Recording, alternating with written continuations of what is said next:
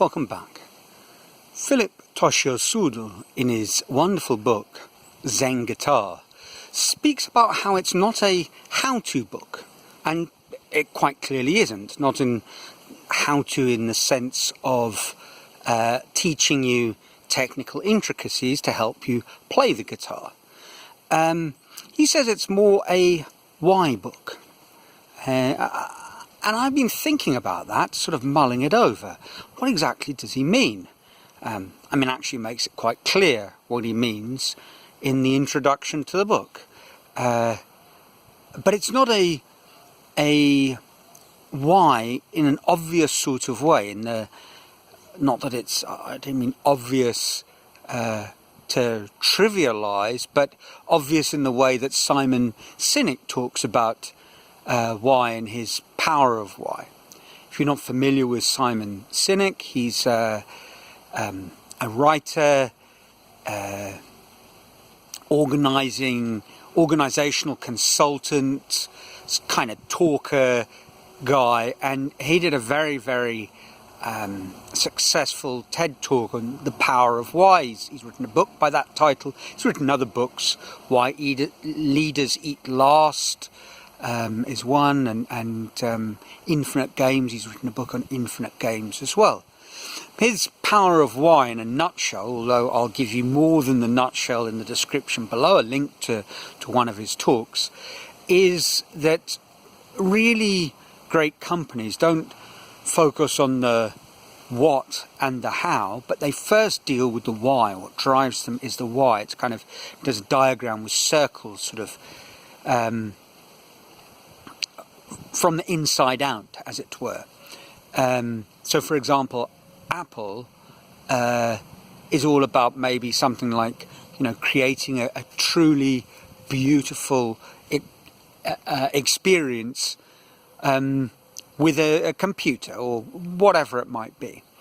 And then once you've got that why, you're a company making computers and you want to produce computers that are beautiful and where all the tension is taken out of using it, and it's all about creating beauty, then that drives the product and sort of stimulates you to make very different decisions. Now, what's that got to do with Zen Guitar?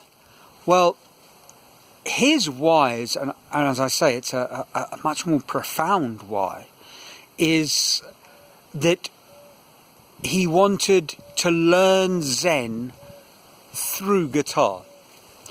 And he also says how Zen really is a way of living.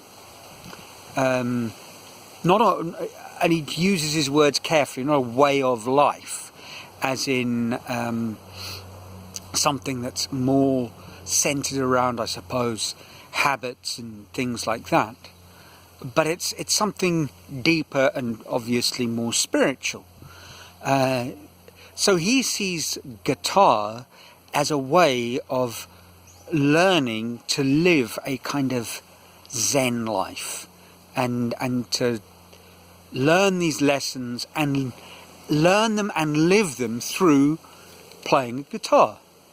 And it certainly struck me that I'm going to make a bold statement, but I think absolutely all of us, 100%, need something that, even if that's not our kettle of fish, or not the way we would express it, we all need something as a way of learning Zen, a way of developing this kind of deeper, more profound way of living. And the thing that we do kind of drives that learning. For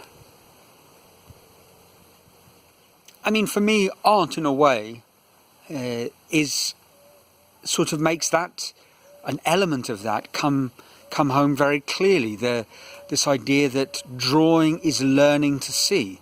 So in general, art is a way of starting to see or can be a way of starting to see more deeply into things, and not just, on some sort of psychological level, but literally see more. And, learning to play a musical instrument quite literally changes how you will hear the world. It will change your hearing. So learning to play Zen guitar, this kind of approach where you discover the song within you and put it out into the world, and you kind of become a little bit more at one with the process. This is going to profoundly change you.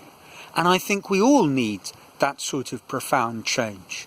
Obviously, if what you're thinking is, no, I don't, what I need is to buy, is for the lockdown to end, be able to go to the high-end shopping mall and buy a Gucci handbag. Well, I suspect you're not actually watching this vlog. And if you are, it's a dreadful, dreadful mistake. Please stop. And if you can't go to the shopping mall to buy your fancy handbag, surf the net and order it. I believe those online shopping experiences are still there waiting for you.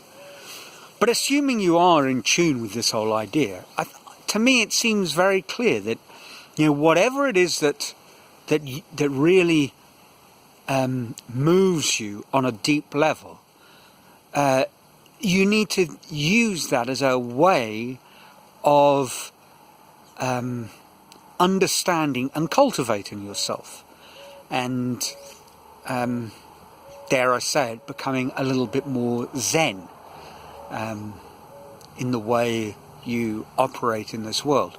I think it would do all of us the world of good if ever there was a time for these ancient philosophies, Zen and Taoism, philosophies that are maybe less religiously connotated. Stoicism, I'm a big fan of that. And for that matter, people into, I'm not going to write off mainstream religious philosophies either. Just embrace it. If you are into Christianity, maybe you need to start doing some deep dives into Christian philosophers and what people were thinking 1,000 years ago. I suspect, and I am going to be a little pointed, it will have very little to do with the prosperity gospel according to certain American and Brazilian evangelical churches. But that's my hint at a rant. So yeah, I see Philip Toshiosudo's Zen Guitar as something that really it would almost be worth for anybody writing their Zen Y2 book for themselves in what they love doing. Perhaps booklet, if you haven't got the stamina for the full book, at least write a little manifesto. See how Zen Guitar applies to you. And I think it would be a wonderful, wonderful exercise. Of course, where would you share that exercise? And that was kind of what I was talking about last week. I have this at the moment, very loose, amorphous sort of dream of a community not built around one thing. I'm part of the artistic community in the area where I live.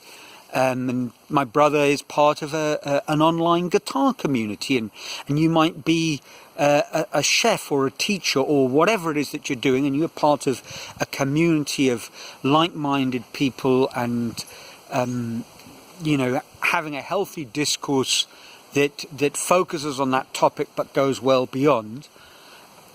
I'm talking about something different, though. I'm thinking about perhaps looking at linking people with a mindset in common, and sharing lessons that they've learned, perhaps in one discipline, with something that seems to be a world apart. And that sort of community would need a home base, I guess, of some sort of sort, and it would need a convenient means of sharing and evaluating the ideas of its members. I've been looking at MOOCs at the moment, massive open online community-driven education. I've been looking at one, and I've kind of signed up for it actually, called Learning How to Learn. It's on Coursera, which is sort of it's an organisation that's grown out of Stanford University. It has fantastic free online resources and courses. And one of the sort of modus operandi of these MOOCs is that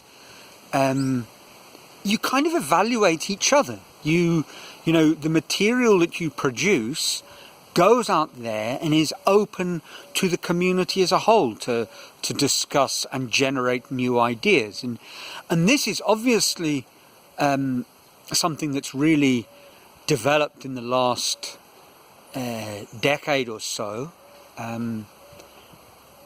It's been around longer than that.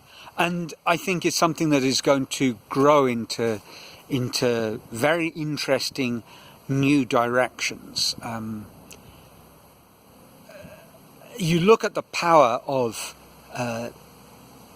the online shared knowledge experience. You think about how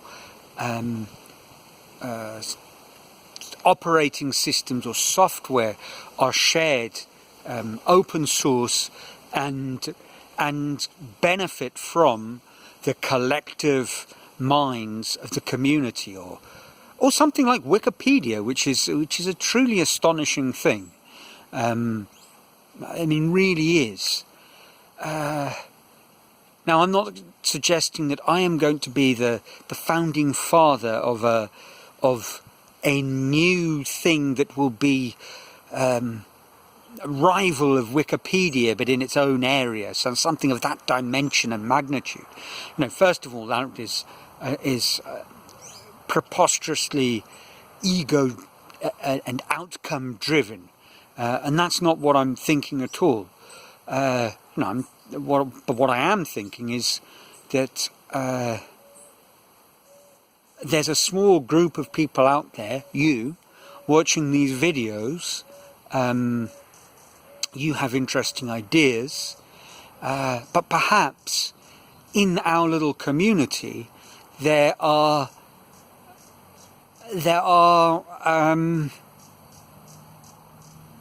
links that would be of enormous benefit to someone else, just it stays under the radar, it stays hidden. And so there's that kind of knowledge sharing and the power of analogy, of knowledge sharing across areas.